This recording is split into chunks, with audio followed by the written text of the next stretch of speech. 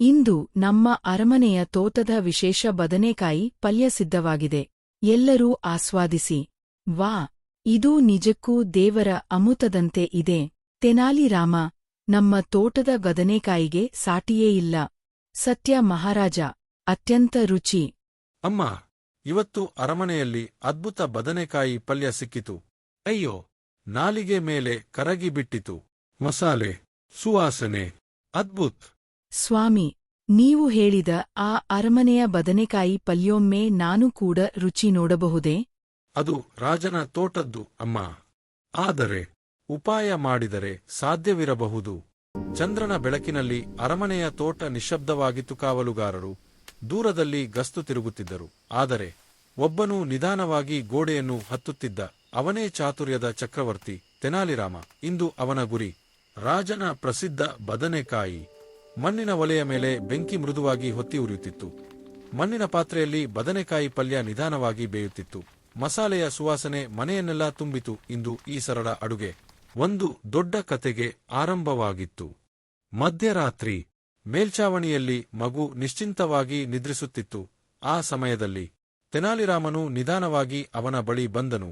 ಒಂದು ಚಿಕ್ಕ ಪಾತ್ರೆಯಲ್ಲಿ ನೀರು ಹಿಡಿದು ಮಗನ ಮುಖದ ಮೇಲೆ ಮೃದುವಾಗಿ ಕೆಲವು ಹನಿಗಳನ್ನು ಚೆಲ್ಲಿದನು. ಎದ್ದೇಳು ಮಗನೇ, ಮಳೆ ಬರುತ್ತಿದೆ ಎಂದು ಚಪಲವಾಗಿ ನಗುತ್ತಾ ಹೇಳಿದನು. ತುಂಬಾ ಮಳೆ ಬರುತ್ತಿದೆ ಅಪ್ಪ, ತುಂಬಾ ಮಳೆ ಬರುತ್ತಾ? ನೋಡು, ನೀನು ಸಂಪೂರ್ಣ ತೊಯ್ದಿದ್ದೀಯ. ಬಾ, ಬಟ್ಟೆ ಬದಲಿಸು, ಆಮೇಲೆ ಊಟ ಮಾಡೋಣ. ಅಮ್ಮ, ಈ ಬದನೆಕಾಯಿ ಪಲ್ಯ ತುಂಬಾ ರುಚಿಯಾಗಿದೆ. ಖೋದಾ, ಇನ್ನೂ ಸ್ವಲ್ಪ ಹಾಕುತ್ತೇನೆ. ಹೇಗಿದೆ ನೋಡಿ? ರಾಜನ ತೋಟದ ರುಚಿ ಬೇರೆ. ನಿಜವಾಗಿಯೂ ರಾಜನ ತೋಟದದ. ಅದೊಂದು ರಹಸ್ಯ ಮಗು. ಮಹಾರಾಜನೇ, ದೊಡ್ಡ ಅಪರಾಧವಾಗಿದೆ. ರಾಜಬಾಗಿಲಿನ ತೋಟದಿಂದ ಬದನೆಕಾಯಿ ಕಳವು ಆಗಿದೆ. ಇದು ಸಾಮಾನ್ಯ ಕಳ್ಳತನ ಅಲ್ಲ.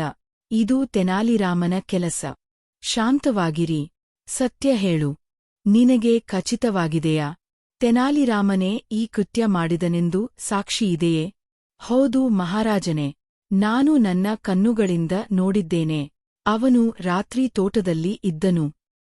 ತೆನಾಲಿರಾಮ, ನಿನ್ನೆ ರಾತ್ರಿ ರಾಜತೋಟದಲ್ಲಿ ನೀನು ಇದ್ದೆಯಾ? ತೋಟದಿಂದ ಬದನೆಕಾಯಿ ಕಳುವಾಗಿದೆ.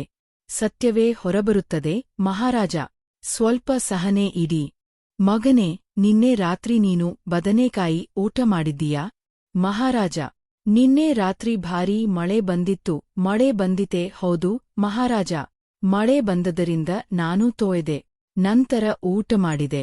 ತೆನಾಲಿರಾಮ, ನಿನ್ನ ಬುದ್ಧಿಗೆ ಸಾಟಿಯೇ ಇಲ್ಲ. ಮಹಾರಾಜ, ಬುದ್ಧಿ ದೇವರ ವರ. ಅದನ್ನು ಕ್ಷಮಿಸಿ ಮಹಾರಾಜಾಸತ್ಯಕ್ಕಾಗಿ ಮಾತ್ರ ಬಳಸಬೇಕು. ಈ ಬಾರಿ ಬಿಡುತ್ತೇನೆ. ಆದರೆ ಮತ್ತೆ ಇಂತಹ ಚಾತುರ್ಯ ನನ್ನ ಮೇಲ ಬಳಸಬೇಡ. ಮಹಾರಾಜ, ನಾನು ಸದಾ ನಿಮ್ಮ ಸೇವಕನೇ.